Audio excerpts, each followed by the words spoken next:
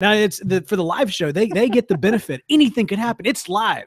We've had people like, busting out outside the door. We really have. We've got who knows, tonight lights could explode. We have no earthly idea. This is the benefit that you get for tuning in live. The cost of that is that sometimes, you see the stick. Yeah. Or, so we have microphone issues. Wes said we fixed it. So no, I'm aware that we fixed it. That's good. I'm once I was made aware of the problem, I was able to correct it. Guys, I'm sorry about that. I'm so sorry. All right. So shall we let's continue as if everything's going very well. Let's see. No, so man, Chicago Pipe Show in a couple weeks here. I'm so excited, dude. Like we've discussed, I've never been before, and we're not going to get to see a whole lot of the town, because we're going to be at the Pipe Show, which is kind of out a little bit. But man, we're so excited to get to meet the brass tacks of the or the. How do you say like the creme de not brass tack the creme de la creme, the bee's knees, the top tier of the pipe world. Yeah. I'm so excited. There's us, and then like way up here, there's like all these folks that you're gonna meet at the Chicago Pipe Show. Yeah, they've stuck us in a corner somewhere. Look, we're like scraping the bottom of the barrel. Actually, I don't think they have stuck us in a corner. Or if they did, I think that it's gonna be a very nice corner. Oh, yeah, it'd be a very lavish corner. No, I'm looking forward to it. But it's well above our means. That's definitely true. Look, it's gonna be a lot of fun. Of course, April 30th and May 1st, the Chicago Pipe Show. Already seeing some of you guys tweet and Facebook and letting us know that you're going to be there. We cannot wait. Don't feel shy. Come up, say, hey, I listened to your show. I hate your show and I hate both of you. Or if you feel the opposite. You're not going to say that. But you feel the opposite. We'd love to hear that as well. We're really codependent, so don't say that to our face. Yeah, just don't say it behind to our back. Yeah. Or do it in the true Southern way and like turn around and then say, let's pray for them. Boy, we sure do think those guys are lame. That's about right. Bless their hearts. Bless their hearts. Yeah, that's right. That's right. Look, we hope to meet a lot of you guys while we're there. We will certainly be recording, gathering audio. We actually were just talking about it before the show. We got some great shows leading up to next week. We also excited. We have some great shows leading up to the Pipe Show. Yep. We'll also be recording while we're there. We may even kind of put it out there in terms of when we'll be recording.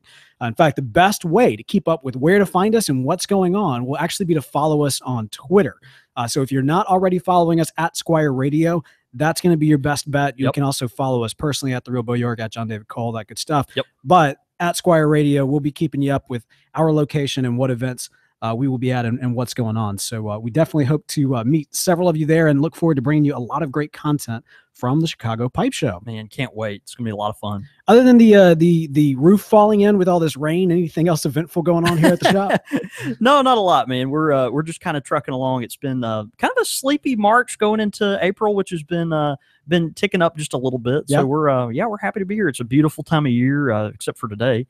And things have been really nice around ye old pipe shop. Well, the weather's rough, but we've got a great topic to discuss here on the show. But first, at the top of the show, let's go ahead and tell you about our sponsor this week. We mentioned it last week, but we've got Eric Stokeby, 4th generation, sponsoring the show with just some absolutely gorgeous products. Yeah. The 1882 Founders Blend. Actually, I think I mentioned this last week. He's got this series of blends and pipes that are all kind of generationally based, which makes a lot of sense if you consider the history of the Stokeby family. Yeah. It goes way back. Of course, Stokeby is, just synonymous with, really high quality in the pipe world. And if you are a pipe connoisseur or collector, you're going to have products in your cellar and also on your pipe rack that are from Eric and his family. But we're just really happy to have the 1882 Founders Blend.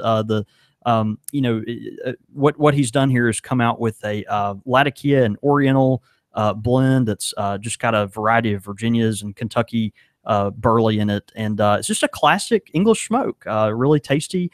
Comes in a 100-gram or a 40-gram tin. And just all as you can expect from the 4th generation tobacconist and Eric, just really nice packaging, and it'll be something you'll be happy to have in your cellar. Well, the other beautiful thing is, of course, not only does he have these great tobacco products, but also some great pipes as well. Again, carrying on that generational theme with the 1882. Now, John David, how would you describe that pipe shape for these particular pipes? Yeah, I think if you look at a shape like that, I typically will call it like a brandy. Some people will call it kind of a volcano, but I typically will refer to it as the shape of a brandy. And with the 1882, you've kind of got a canted brandy, something.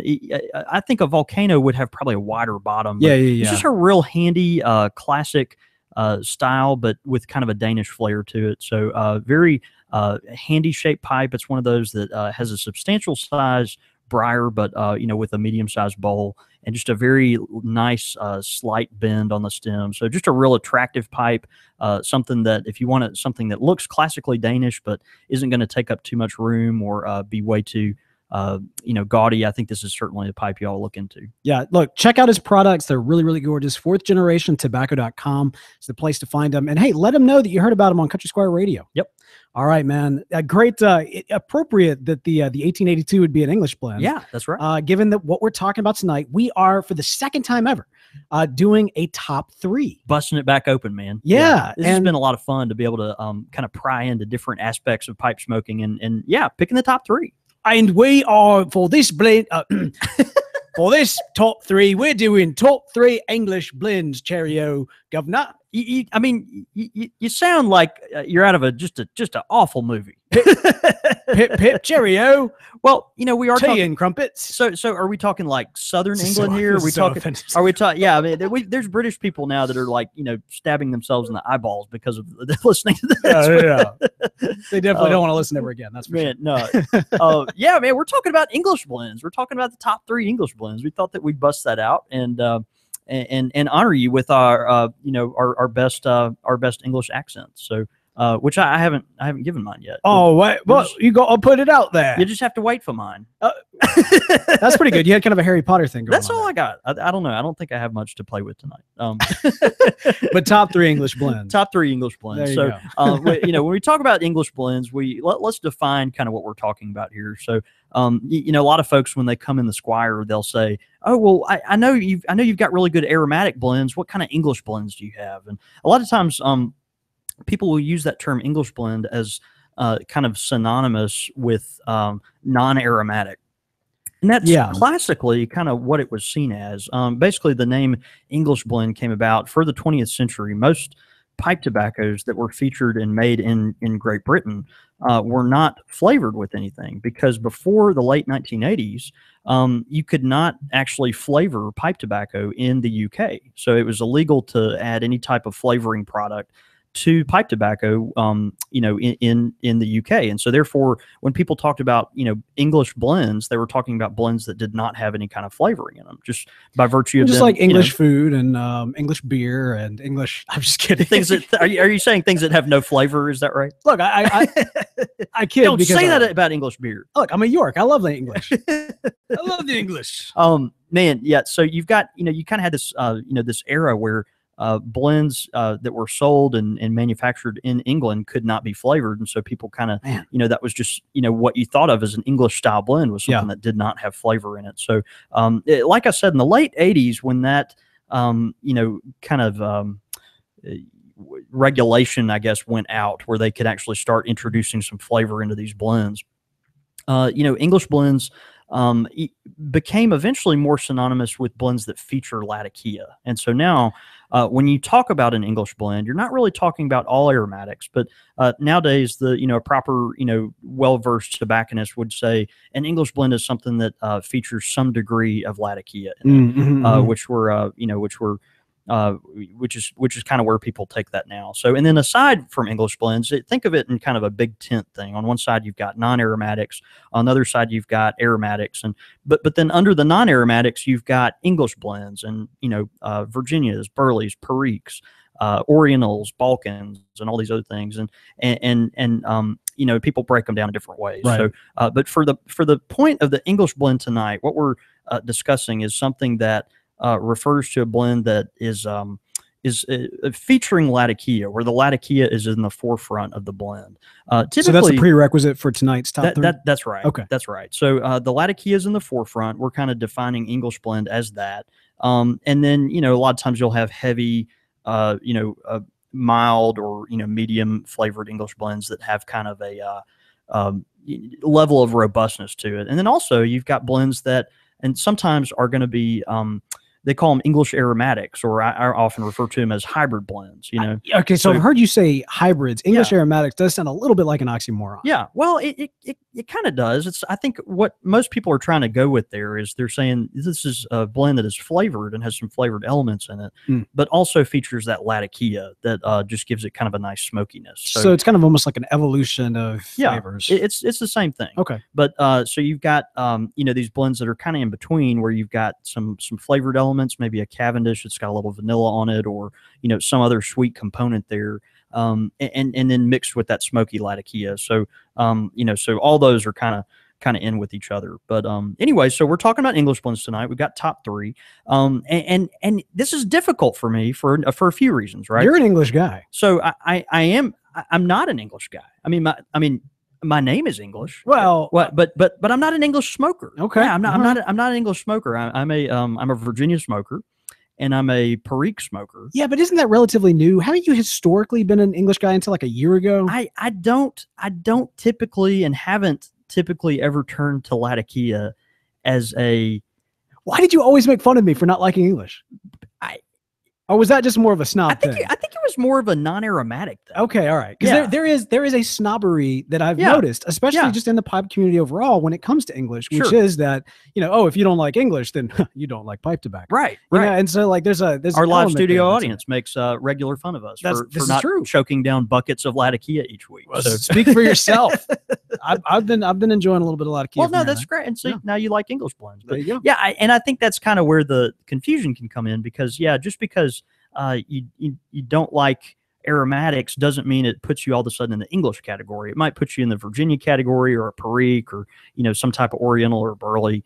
There are your blends that feature the Oriental tobaccos, where the Latakia might play a part in the blend, but the Latakia is in the background. And I'm much more prone to like those blends than I am the full English blend, where you've got just a real heavy smokiness that's kind of up front. So, all right. So that's part of the difficulty here for me. So looking at it from my own standpoint, you've got the most popular English blends of all time. Okay. And then you've got, kind of, if I were to smoke the ones that I like the most, and the ones that I see, the people around me smoking the most, that I probably have the most, most favor towards, then it's like those English blends. So which ones do you pick? Sure. Well, if you can't be with the ones you love, smoke the ones you're with. So, yeah. Did you just write like a sonnet or something? I Is that what that was? All right. So how are you going to do this? You're going to do 3, 2, 1, or 1? Let's go 3, 2, 1. Right. Let's do 3, 2, 1. Okay. Let's do 3, 2, 1. So I've got I'm going to go with my first kind of a view of this, which is going to be on the popularity scale, and just what I think are the gold standards of English blends over the 20th century. Okay. Right. Now, included in this definition of English blend, you can kind of do a the corollary or the addition of Balkan and Turkish tobaccos. So these are tobaccos that they might have other ingredients in them that might qualify them as like a Balkan style blend or something like that. But I'm putting this under the English category because when you smoke the tobacco, you're smoking, you're tasting Latakia. The Latakia is front and center. Sure. So those are, it punches you in the face. Those are tobaccos that we're kind of going after here. So top 3 English blends of all time, certainly of the 20th century. Number 3, I'm going to go with this is interesting, Presbyterian mixture. Now we've talked about Presbyterian. Wow! Whoa! You're putting Presbyterian Anglican. You are putting Presbyterian in your top 3. Yeah, in the English category. Yeah. In the English, because Presbyterian blend is a polarizing blend. It is. But and I think it's almost for that reason that it gets so much discussion that I think it belongs in probably the top 3 of all time. So think about. Okay. All right. Think about how much this is generated over time. Just everyone's tried Presbyterian mixture at some point. At some point, you haven't. You got to get on that. It's ubiquitous. It's one of those that you're just going to find in any pipe shop you walk into. And so you have to try it. It's one of those that has a lot of different elements going on, but definitively it has been proven that this tobacco features Latakia in a very strange, way. It does. And so It's a full body. This is a coarse cut tobacco. Right. There are Oriental and Turkish leaves in it as well. The story of the tobacco is really funny. It was made for the Reverend Dr. John White of Glasgow, Scotland. And he shared it with some of his buddies, and the tobacco kind of migrated. It was blended for him in Scotland, but which they call it Presbyterian mixture because the Church of Scotland is, of course, a Presbyterian church. Oh, yeah, It's yeah. kind of how Absolutely. that comes. You be aware of that. So somehow it migrated down to England, and it actually got popular because the Prime Minister Stanley Baldwin in the 1920s, Prime Minister of the United Kingdom, he started smoking this tobacco, and he found out that it came from this Church of Scotland pastor. Right. And he was like, well, we need to call this, that Presbyterian mixture. It's that Presbyterian mixture. Yeah. So that's kind of how that came about. It's funny, the Presbyterian mixture, which was made for a Scot, is an English blend. I just think that's fascinating. I don't know. It's kind of interesting. Oh, those English Imperials. That's all they do. Is they capture everybody else's. Stick a flag in. It's ours now. It's it's milled with the finest tears of all its subjects. But anyway, they would have had a Church of England blend, but they kept on killing off all the recipes as soon as they came up with it. They sent them to the tower. That's right. That's right. That's terrible. I'm gonna go cry. Yeah. So I think with Presbyterian mixture, actually, when you dug deep, it was basically just that Catholic blend, just not as strong. Just not as strong. Just not as strong. You can do basically whatever you want to do with the blend. Just don't block the aisle. All right. You cannot block the aisle. That's all. No more jokes. I apologize. So anyway, you've got Presbyterian mixture. It's got a lot going on. There's just a wild variety of tobaccos in this, but the consensus is this is an English blend. It's one of those that is ubiquitous. Everyone's tried it at some point, and it's, although it is polarizing, it's one of those that I think a lot of folks have really taken to, and have also put on their, if this is a top 10 tobacco that you've got to try if you want to know what it's like to be a pipe smoker. I think in most people's list, Presbyterian mixture would make that list. So number 3 on top 3 English blends of all time, I put a Presbyterian mixture. Fair enough. Like I said, you got to try it. You don't have a choice. Keep going. Dunhill 965 is number 2. And this one I think is obvious. I kind of went back and forth between a few Dunhill blends on this, but obviously you've got the connection to people like William Faulkner, who smoked some of the finest of Dunhill tobaccos. Of course, I think he had his own mixture as well. But my mixture 965 is just synonymous with clean, standard, full English blend. You open the tin, nice ribbon cut.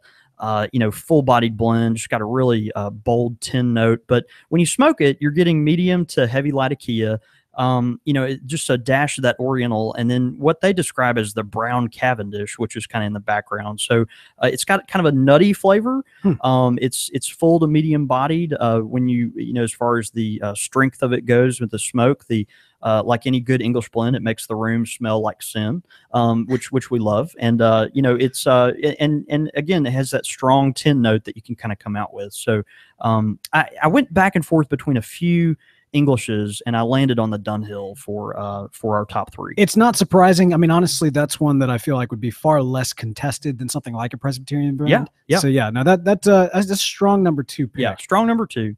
Number 1, this might have a few detractors of itself, of its own, but I thought it was worthy of it, and that is Balkan Sobrani. Now, Balkan Sobrani, we've done, if I'm remembering correctly, one of the we actually did an episode. I think we featured it in a tobacco talk. Was it, or was it a Squire Select? Many moons ago. Yeah, it could have been a Squire Select, but I know we've talked about Balkan Sobrani. Okay, yeah.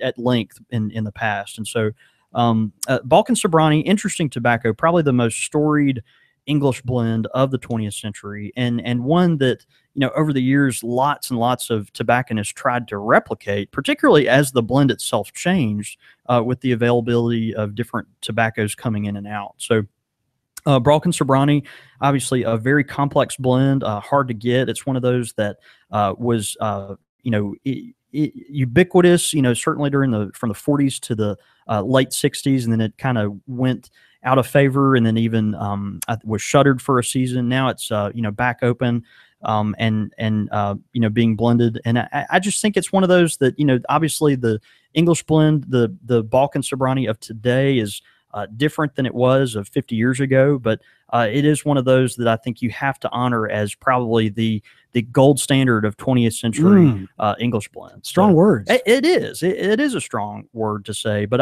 I would put it there. Runners up with this, and it's hard to even describe these tobaccos as runners up, but another Dunhill tobacco, the Dunhill Nightcap, which is going to have more that robust Latakia flavor. People, when they want that, solid, real thick smoke before they go to bed, a lot of times they'll turn to that Nightcap. Esoterica Penzance, another kind of polarizing tobacco, but one that obviously has a lot of popularity, and that is voiced that is seen evidence primarily just by how expensive it is, and how hard it is to get. I mean, it's one of those. I've got some. I've got some. but you can't have any, but I'll sell it to you. That's the thing. Like, I've been saving it for a special occasion, and it's just, even then when special occasions arise, it's like, is it special enough? And the Penzance is interesting to me. It's going to taste terrible, isn't it? Well, I've yet to try it. The thing is, like, it's good. It's a good English blend. Got those crystals. It is. It's got those little crystals. Yeah, the little crystals that grow on top of it. The Penzance, it's a good blend. I'm not a Latakia smoker, so I'm not one of these people that just nerds out on premium. Which one is better than the other one. But I think Penzance, the allure of it is, I must say, I might take some heat for this, but I think it's a lot like a Cuban cigar. You just can't get it, Bo. You just can't find one, and that's what makes it special. And I think that's what when people get it, it's a great blend. I mean, Jermaine does a really good job with blending these tobaccos, and all the Esoterica stuff is just fantastic. But I think would I put it in the top 3 English blends of all time? Probably not. When I bust open my Penzance, I am going to smoke it on. Like, I'll probably do a Periscope. Yeah, you should. Yeah, I think because I intended. Yeah, I think I mentioned this, but I intended to actually smoke my Penzance on International Pipe Smoking Day. But then my buddy that I was supposed to smoke it with didn't show up, and I couldn't get a hold of him, so I ended up saving it. You should probably do it on on the Pirate Day. Pirates of Penzance. Yeah. That's a good idea. Maybe we could have another Pirates episode. Yeah, I've got a special occasion lined up for it that hopefully will be coming in the next couple of days, if not a couple of weeks. But one way or the other, I'll be busting out. That's exciting. Okay, so Penzance though. Contested, I would say these are ones that are like, if I personally had to go with like the tobaccos that made the bubble. No, they were in consideration. So you had Penzance, Nightcap, Balkan Sassini. Balkan Sassini obviously is an excellent tobacco in its own right, and it was made as, I guess you'd say, a clone of Balkan Sobrani.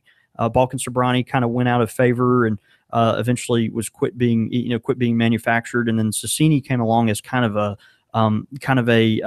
tobacco in the spirit of Balkan Sobrani. And now, actually, I've got a lot of customers at the Squire that would prefer Balkan Sassini over Balkan Sobrani any day of the week. So, and then Squadron Leader, a great tobacco by Sam Gaywith that has just been around forever, that we know and love. So, at the Squire, we've got Squire English blends as well. Yeah, which you intentionally kind of take out of the running because you're the one responsible for most of them. Now, I guess the English blends though. Let's see. You've got you blended up Bag End, right? Bag End's an English blend. It is. I tend to call it more of an hybrid. It's more of a Scottish style or Oriental mixture. Okay. And the reason I say that is because it features the Orientals more than it does the Latakia. Okay, fair enough. But in the English kind of category, I've got Bowser's Castle, Baker Street, and Cornishman. Baker Street, I think, would be probably our best seller currently of the Squire blends that are English blends. It's a heavy English, smokes cool. It has some Perique in it, so it's got plenty of strength. But it's one of those. Its bark is kind of louder than its bite. You smell it and you're like, oh, this is gonna be strong. And then you smoke it and you're like, oh, it's kind of flavorful and sweet. It's real nice. But Bowser's Castle, obviously, our fullest English. It's actually got some Oriental leaf in it too, and lots of real dark, rich, velvety Virginias in there that kind of set it off. And then Cornishman, our most classic English blend's been with us for 46 years now, and just a real mild English. You might compare it to like a Frogmorton or something like that.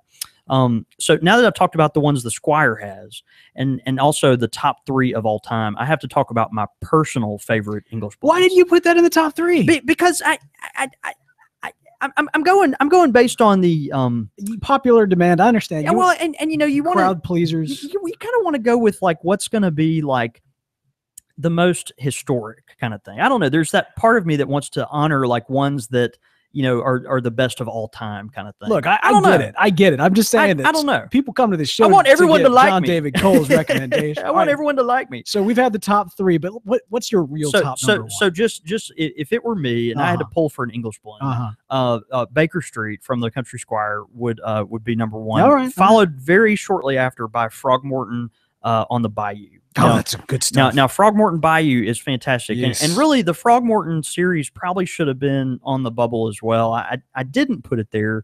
Are they all Englishes? But all the Frogmorton series feature Latakia. Yeah, okay. So I put all of them in the English in the English category. They've got different variations of that, but it's all very heavy Latakia. And even though they say heavy, I mean certainly it's there, but it's these are tobaccos that aren't going to kick your tail. You know, you're going to smoke them and just get a real pleasant kind of mellowness to them. But the Frogmorton Bayou is great. It's got that Perique in it, which I just think is real fantastic. The Cellar, Frogmorton Cellar, is probably our best seller. I love Cellar, and it's really good. And then also just regular Frogmorton. So Baker Street, Frogmorton Bayou, and then wrapping it up, I have to say Westminster by our friend Greg Peace at GLP's Tobacco. Westminster, full-bodied English, got probably the most English of most Latakia of any tobacco that I enjoy. And it's one of those that's just rich and full, and it's one of those I can turn to occasionally and really enjoy. But over and above that on the Latakia spectrum, I'm tapping out. What a mess. What a mess. So here's the top three. Here's my personal pick. Yeah. And here's all these other great ones as well. Right. So that's what you get. Yeah. That's good. No. And that's someone that's trying to please a lot of people and also pick the top three of like, you know, some of the most storied tobaccos of all time. You're going to learn from this, man. You can't please all the people all the time. You're going to have a bunch of people write in saying, you forgot my favorite English blend, which is such and such. That's why you get three and you stick with three. I don't know. Here's what we're going to do, though. We're going to post it up on Facebook because we want to know what you guys think. What are your favorite English blends? So we'll be posting that up this week on the Facebook page. So head over to Facebook. Let us know what your thoughts are. We'd love to get that. Man, excellent, man. I think comprehensive is the best way to describe. I think that was most comprehensive, though. Yes, quite, wasn't it? Can you pour me some more Scotch whiskey? That's not I was going to head to the pub and drink all you get. Warm beer. Warm, disgusting beer. Like the English. Not that the English are warm and disgusting, just that that's the way they like their beer. That's the way they like their beer. No, dude. Look, those of you out in London that I'm going to see when I go out there in a couple of months, y'all don't hate on me for this. Let's show him a beer that's actually decent. There's lots of good English beer. Did you see that Guinness has like an American lager now? I saw that. I didn't. It didn't sit right with me. I feel like it's there to make fun of me. It might be. You know? Yeah. I'm intentionally not drinking it. It's like here's a Guinness, but you know, for you people that like to play pretend. Here's your baby beer. Right. It comes with the little bottle with one of those rubber nipple things. Yes, we have to satisfy the Americans, don't we? Actually, Guinness is Let's make Irish. something that tastes like crap. Right. Irish, it goes to satisfy the Americans. That's pretty good. That's pretty good. All you have to do is mumble it. I, McGillicuddy, and my mother in the pub where I was born. I don't know the words. You did a great job. Nope. But I'll tell you somebody who does a great job. Yes. The good folks at Missouri Meerschaum. Man, they sure do. Hey, look, we've talked about a lot of great English blends, but you know what? You also need a good pipe to enjoy them, man. That's right. And the great things about Missouri Meerschaum that we found since they've been sponsoring the show for, several episodes now is that a lot of you people, as y'all have been sending in pictures and letting us know that you've enjoyed Missouri Meerschaum, we're discovering that for many of you, Missouri Meerschaum was your first pipe. Yeah. And, we've got a new pipe sponsoring this particular episode from the good folks at Missouri Meerschaum. And here, I want you to do something for me real quick. Close your eyes. Yeah. While you're listening to this right now. Everybody, close your eyes. You got your eyes closed? I'm joining in on okay, this good. All right, clear your mind. Clear your mind. There's nothing there. All right, now in your mind, right now, picture a corncob pipe. Okay? That's basically the Washington pipe. Oh, man. All right, so here's the deal. The Washington pipe from Missouri Meerschaum is I can only describe it as a classic corncob pipe look. Yeah. I mean, when you do close your eyes and visualize a corncob pipe, it's the shape that comes to mind. I think for most people, I'm curious to know what you think about this. Absolutely. But if you do happen to have a Washington from Missouri Meerschaum, we want you to take a picture of it. Go ahead and bust it out, smoke it this week, take a selfie. We love sharing those out on Twitter whenever we get those in. Yep. The Washington, of course, has a lot in common with the legend, with that kind of amber stem, but with the black, more ebonite style looking stem, it's just a little more classic look. And again, Washington, the Washington corncob, named obviously after our first president, but also Washington, Missouri, where right. where our friends at Missouri Meerschaum is based. So we love our friends at Missouri Meerschaum, and we love you guys for supporting them. Dang, did y'all hear that? Man, that was nice. That was loud. I think the storms are brewing. Yeah. Storm's been a simmering for a while. All right, pipe question of the week this week is coming in to us from, an old-time listener right here, Mike Flucher. Dude, love hearing from Mike. It's great. All right, he writes in, he says, have either of you had a pipe come apart while you were smoking it? Meaning that the tenon Yes. was so loose from the shank that it just slipped out. I have a pipe with a very loose stem, and I'm worried it might fall out at any time. I know you guys mentioned a few times in the past about how to fix this, but I figured I'd ask because we aren't masters. When we started, let me try that again. I figured I'd ask because we weren't all masters when we started this hobby, and wondered if this has ever happened. Again, this is from our good boy, Mike Flucher. Yeah. Mike, thanks for writing in, brother. It's always good to hear from you. Yes, one of the most probably embarrassing moments of my life as a pipe smoker was when I thought I was pulling my pipe out of my mouth to make a point in a conversation I was having on my front porch. But as I pulled the bowl away from my face, the bowl went away from my face. But the mouthpiece stayed in my mouth. And so happen? Yeah, so it's like beautiful. I mean, yeah, just imagine holding a bowl and then you're got this straw hanging out of your mouth, and yeah, it was humiliating. And so yes, I've had a pipe come out mid smoke, and it's certainly frustrating. I think we talk about the loose shank a lot. That's something that folks come to us with a lot. And obviously, if you've listened to the podcast for a long time, you've heard me at some point mention beeswax, and that's kind of my first stop when it comes to tightening a stem on a pipe up. So typically, what I'll do, go to your local farmer's market. It's really one of the few places you can find beeswax anymore, unless you order it from somewhere on the internet. But get you a block of beeswax. It's really hard stuff. It's kind of surprising. Take your pocket knife or something that you can kind of get off a little piece, and then take that beeswax and just kind of it's going to be hard, but you're going to want to smear it around the tenon of your pipe. And so just smear it real delicately, but you're going to have to put some pressure on it to get around there as hard around the tenon as you can. What I do is I'll shove it. Once I've got the beeswax around the tenon, I'll put it back into the pipe, kind of seat it. And then I'll actually, if it's still loose, I'll pull it out again and do that again, or maybe even 3 times until I've kind of got just a good amount of beeswax kind of stuck in between that tenon and the mortise hole down there. So eventually, if you let that sit for a while and then smoke it a couple times without moving the tenon at all, your pipe will tighten up some. And I've actually had a lot of success with using that beeswax on very loose stems. Now, this is assuming that it is loose. It's not broken. Yeah, no, that's right. If you do have a broken stem, that's something that you're just going to have to get fixed. And a pipe repair person will be able to drill that out. We've obviously got recommendations for that, both here at the shop and abroad. And so, they can drill a tenon out, replace the tenon, or, replace the whole stem if you like. But the beeswax is stop 1 for me personally. Number 2, you can they make these really cool little sets. They're a little more cumbersome to use, and you have to be careful because you can damage your stem. But they make these sets of pins, these tapered pins that you can shove in the end of the tenon. And then as you heat the tenon, like maybe over a candle, or maybe even some people use like boiling water, you got to be real careful with this. But as you heat the tenon, that tapered pin, you can shove it up in there further and further, and it'll kind of expand that, the vulcanite or the ebonite that has gotten too loose. And once you expand that pin kind of up in there, it'll make it to where it tightens up a little bit, and then you can pull the pin out and immediately use it. So that's another option for you. For me, I'm a beeswax guy. That's kind of where I turn to. Hey, mind your own beeswax, man. Yeah, do that. pull and just don't use your own earwax, okay, Beard? Bo, Beard cord. okay, Beard.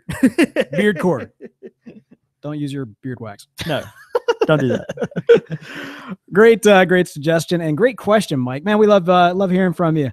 And we'd love to hear from you as well. If you go over to csr@podastery.com, send us your pipe question of the week. We'll answer it here on the show. Quick fire question. Bring it. All right. This one comes in from friend of the show, Danny Vasquez. Man, always good to hear from Danny. Man, how is Dan? Have you talked to Danny anytime? You know, he was actually here in Jackson not too long ago. It was great. Got to sit down and Danny, why when you come to Jackson, you never tell me you're coming to Jackson? You're always busy. You got stuff going on. You never even checked. I mean, probably, but you never even checked. No, that's true. That's true. Danny, come next time you're here, let me know. I'll buy you a burger. Danny had a great visit here. We sat around the tobacco bar here at the Country Squire and broke bread and told a lot of tall tales and fishing stories and had a good crew here the day he was in. So anyway, love Danny from Ames, Iowa. Giant in the pipe community and just a giant in general. He's a giant, very tall man. All right, here you go. Ready for this? Yeah, bring it. Bacon or bacon? Which one of those two is the kind that's fried in the skillet but then covered in like the candy, like the brown sugar? I think it's the bacon. It's the bacon. Yeah. I mean, I don't know. I like the one that's not covered in the candy, all the candied bacon. But I don't know. I'm gonna have to go for the bacon. Yeah, I'm gonna have to go with bacon. Yeah, go for the bacon. I'm gonna have to agree with you on that one. I was tempted to say both, and but no, I'll go with the bacon. Yeah, bacon. I'll go with the bacon. Sausage patty or sausage link? Sausage link. All the way. I'm a link guy. Yeah. The patty, there are times when I like that, but I think the link is more pleasing to me. There are times when I like that at lunch and dinner on a burger because that's what it is. You know what I mean? Like, I feel like it's a cheat. It's like, hey, look, this is a very small, like flat a hamburger. burger. Yeah. And I mean, because you can have sausage burgers. Well, you can. Oh my gosh, have you never had one? They're delicious. No, I have, but it's like there's a spiciness to it that I think sets it apart, right? Oh yeah. Yeah, but I would rather have that in a link than I would a no, if we're talking breakfast, I'm a sausage link all the way. Yeah. All right, pulled pork or tenderloin? Talking about a sandwich here. Pulled pork sandwich or tenderloin sandwich? I'm gonna have to go with pulled pork. Being a child of the South, I do like tenderloin. I gotta go with pulled pork though. Yeah. Would tenderloin? Barbecue. Would brisket be considered a tenderloin? No. Then I'm gonna go with pulled pork. Yeah, that's something totally different. Absolutely. Honey baked ham or bacon. Or bacon. I got to go with bacon, but in a close second place, honey baked ham. Oh, in a very, very far second, not even really considered placed, I'd say honey baked ham there. No, bacon all the way. Bacon. Actually, I thought at first he was going to go bacon versus all of these things. Yeah. But that might be kind of boring because we just choose bacon. You know what's funny about how this ties into our topic tonight? Like, English blends, so many people, the first time they ever smoke an English blend or certainly smell an English blend, they always talk about how it reminds them of barbecue or how it reminds them. It kind of has a smell when I'll never forget the first time I opened a tin of Frogmorton. I just remember smelling like a barbecue charcoal grill, you just feel like you're just smoking, grilling some kind of meat or steak or something. I don't know. So delicious. It's so good.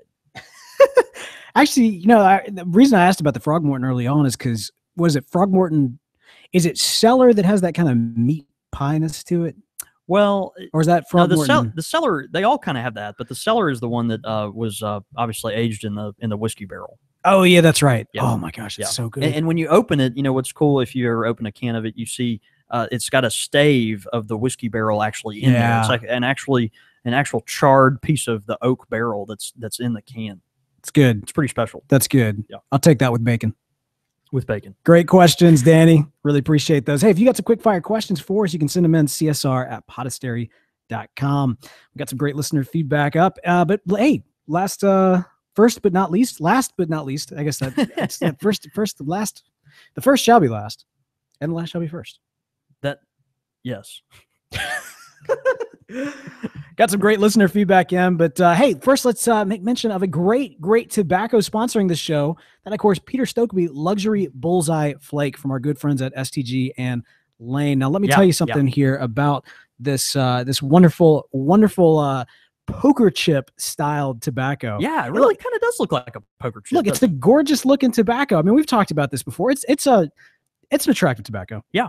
Right? I mean, like, you know, I'm a married man, but I can acknowledge it's attractive tobacco. Yeah. There's something about opening, your pouch of Stokeby Luxury Bullseye Flake and seeing those medallions with just a real Beautiful. crisp center of Black Cavendish there in the middle, surrounded by the Virginias and Burleys that just make it so tasty. And so anyway, I think it's certainly like all the other tobaccos we've talked about tonight. It's one of those that if you haven't tried, you haven't really gone the full spectrum of those classic pipe tobaccos. That's right. We certainly highly recommend you try it. The Peter Stokeby Luxury Bullseye Flake from our friends at Scandinavian Tobacco Group. Yeah, and if you've got some, take a picture of it before you break it apart. Take a picture of it because, I mean, it's such a cool pattern. So send that in too as well. And hey, we want to thank the good folks over there at Lane and STG for helping make this show happen. And if you can smoke Luxury Bullseye Flake without tearing it apart, tell us how you do that. Yeah, I was about to say, is that even possible? I want to know how you do that. There are people that do that, and I think they might be witches. I think if you're a witch, let us know. It might take some. It might take some type of supernatural power. You know what it is? In order to, I'm just saying. Maybe that's what. Remember when we had Russ Hicks on? Yeah. And he was walking us through the artwork that he did. There was one of a witch who was being burned in Salem while she was smoking a pipe. That's what she was smoking. She was smoking the Bullseye Flake. Russ, was that right? Let us know. Let us know. I'm just saying. I think to smoke that successfully without tearing it apart requires some type of supernatural power. Moving right along. She got better. She got better. Got a great comment in YouTube. This one's coming in from Jordan, who says, "My family makes biscuits." Oh my gosh, forgot about this. Yeah, we got hammered last week. How come? Well, because of the gravy thing. We didn't know. First of all, we're from the South, and we got this gravy thing mixed up. Okay, but apparently, chocolate gravy means chocolate gravy, like gravy that like actual chocolate. I guess. And then red gravy. Heard of such things. Red gravy means like gravy from ham. Like some sort of ham gravy. I've never heard of any. This is not our wheelhouse. There's it's not. There's either brown gravy or that white gravy that you put over a biscuit, which is gross. I'm sorry, I do not. Come on, dude. What is wrong with you? I know. Everybody loves it. I can't stand it. Jordan writes in. You don't like boiled peanuts either, do you? It depends on the day. Sometimes. Communist. Jordan writes in, he says, my family makes biscuits and chocolate gravy for most holidays. And by chocolate, we mean actually making it from cocoa, sugar, and milk. I had no idea. Wow. He says it has the same consistency as the old gravy, but is indeed chocolate. And then a couple of other folks mentioned on Facebook about the ham gravy thing. Interesting. So, I had no idea. That's awesome. Look, I'm glad that y'all are keeping us on. I mean, gosh, y'all give us credit for teaching you guys stuff. Experts out there. Y'all are teaching us so much. Well, you didn't. None of these. You didn't know how to eat cornbread and milk before our radio show. So man, that's a blast from the past. We need to do that again. We do. Oh man. Next one in is an email we got. Can you read that one for us? I sure get this from Tyler Bradford. He says, "My name is Tyler. I've been listening to your show for a while now, and finally made it through all the episodes. I live in Chattanooga, Tennessee. Beautiful city. Woo! Love Chattanooga. And I'm a truck parts delivery driver. So I get to listen to you guys for about 8 hours a day throughout the work week. So it didn't take long for me to get through all your episodes. I found myself laughing for the most part. You both are very enjoyable to listen to, until we're doing the British accents. I also love that you guys talk faith and philosophy, as well as some nerd talk, which I love. Boy, we got plenty of that. And I can't believe you're able to come up with new material each week. Just amazing. I've been pipe smoking off and on for the past few years and have finally decided to carve my own pipe. Man, that's great.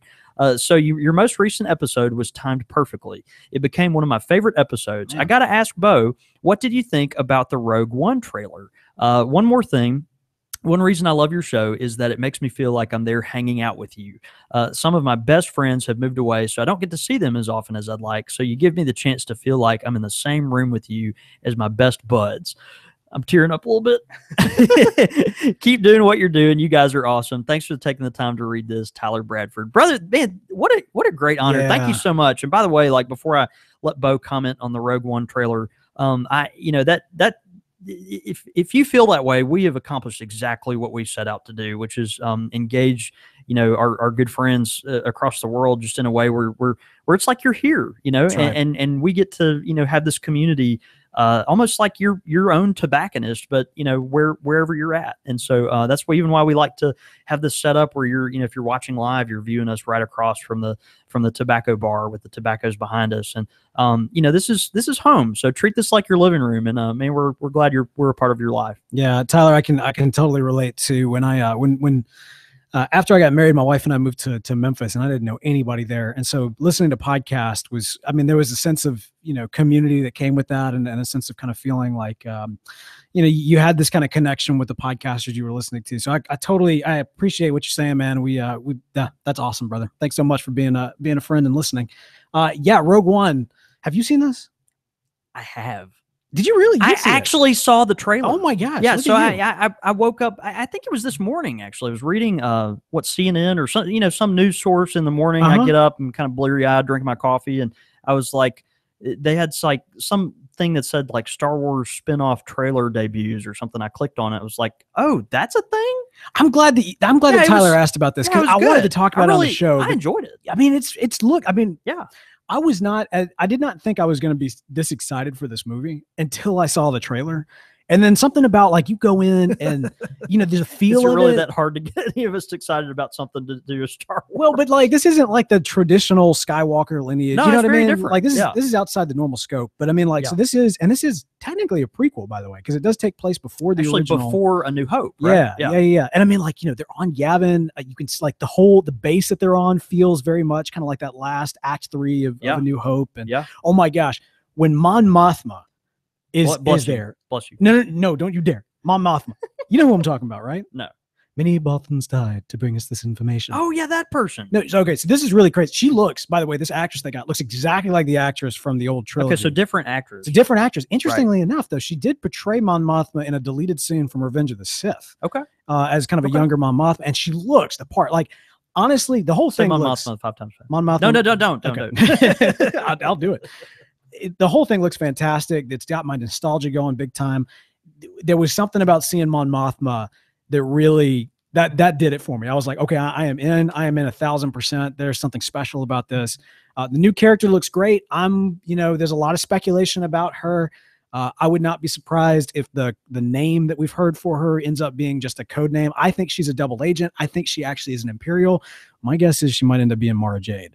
And for some of you out there, you know what that name means. Golly. So anyway, I'm just putting that out there. I like Star Wars, but you lost me. Took you too far? You lost me at Mon Mothma. But anyway, if we lost you, we lost a large portion of our audience. So that's my thoughts on it. We'll move along. Yeah, but move along. Cool trailer. Yeah, check out the Rogue One trailer if you haven't seen it yet. So finally, we got on iTunes. Nick in the Valley writes in and says, you can call... You can. Do you hear the Niagara Falls coming through our front door, Bo? Yeah, fortunately not too bad. I'm just saying, like this place is a dive. I mean, it's charming. I think that's what you're supposed to say. Yeah, people pay good money for that rotten wood up front. Like me paying the rent for this shop. It's charm, man. That's right. That's right. Nick in the Valley writes in on iTunes. He says, you can tell these guys know each other and are used to hanging out and talking. The conversation flows naturally with great transitions and structure, i.e. it sounds like you've dropped in on a friendly conversation in the shop. Importantly, the content is awesome. These guys cover topics related to pipe smoking, tobacco that I can't find anywhere else. I'm glad a friend introduced me to the show, and keep it up. Nick in the Valley, thank you so much. Thanks, brother. We appreciate that a bunch. Absolutely. And so glad that one of your friends turned you on to the show. We've mentioned it before in the past. We really probably should mention it every single episode. But, one of the greatest things that you can do for the show is not just head over to iTunes and write us a review, but tell your friends. I mean, when you go to your local pipe shop, ask, hey, do you listen to Country Squire Radio? You should check it out.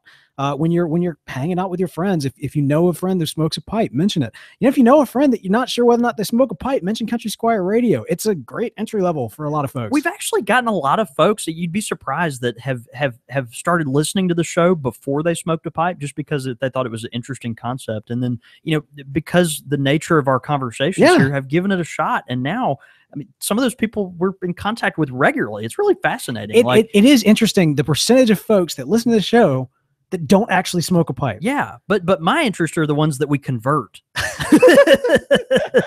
I baptize you in the name of Latakia and Parikh and Virginia's. Doing the whole tobacco Jesus thing, man. Bring it back home. Oh my gosh. Hey guys, we love y'all checking out the show, heading over to iTunes, writing us those reviews, checking us out on the Satchel podcast player as well. And you know what? We love keeping up with you throughout the week. If you haven't done so already, you should be following us on Twitter at Squire Radio. You can follow us personally as well. I'm at The Real Bo York. I'm at John David Cole, or you can get us at the shop at _Country Squire. All that contact information and more can be found at countrysquireradio.com, like when you can tune in to the show. In fact, you can tune in every single Monday night at 6:30 p.m. Central Time. That is, oh man, 4:30. I got it. 4:30 Pacific, 7:30 Eastern. We'd love for you guys to tune in, tweet into the show while you're watching. I saw somebody throw up a poll on whose English accent was worse, so I can't wait to find out the results of that. Frankly, Bo, I'll be disappointed if I win. yeah. So will I. I think you win. I forfeit. Nice. I like it. But like guys, so check it out, countrysquireradio.com for all that information. And Chicago, so close, 2 weeks away. Man, it's 3 weeks there. away. 2.5 weeks. 2.5. Yeah, we're knocking on the door, man. Also, thanks to Danny for giving us some great quickfire questions tonight. I'm actually smoking my Bird and Bear pipe that Danny made himself tonight. By complete coincidence, actually. I was with you when you bought that, wasn't I? Yeah, we were sitting. We were about to go meet with our friends at Lane, at Lane and Scandinavian Tobacco Group, and I was in a booth at a restaurant. Y'all were eating terrible steak, terrible steak. Oh, if you can even call it steak. And I think it was alive at some point. And I spent a goodly sum, but well worth it on this this beautiful smoking machine. It's a beautiful pipe, man. It's Danny great. Y'all be sure to check out Danny's work at Bird and Bear. I believe it's birdandbear.us. All right, man. Well, let's go ahead and put on our scuba gear and hey, let's go have a night. See you, brother. All right, guys. Thank y'all so much. Sorry about the whole mic thing at the beginning of the show. Yeah, our rhythm, I feel like, was off tonight. No, I thought we got back on. Yeah, no, it was good, but it's just I don't know. I feel like our rhythm was a little off. Nah, man. Nah. And we can't even blame it on the booze. We didn't even drink. Let's blame it on the rain. Hold on, are you drinking? Currently, let me smell your breath. Right. What's that old saying? I'm not hungover. I'm still drunk. I'm still. You can't be hungover if you're still drunk. All right, guys. Thank y'all so much. Y'all have a good night.